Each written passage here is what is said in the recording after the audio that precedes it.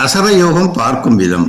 விவாக முகூர்த்தம் வைக்கும் நாளில் சூரியன் சஞ்சாரம் செய்கிற நாள் முதலாக அன்று அந்த சுப முகூர்த்த தினத்தின் நட்சத்திரம் வரை எண்ணி வரக்கூடிய தொகையை 9ஆல் வகுத்த பிறகு 3, 4, 5, 9 ஆகிய மீதியாக வந்தால் கசர யோகம் ஆகும். 1, 2, 6, 7, 8 ஆகியவை மீதியாக வந்தால் அன்று கசர யோகம் இல்லை, அதாவது சுப நாள் ஆகும். ஒவ்வொரு சுப காரியத்திலும் கசர யோகத்தை விலக்கியே சுபம் செய்தல் வேண்டும். கசர யோகமுள்ள நாட்களில் எதுவும் செய்யக்கூடாது.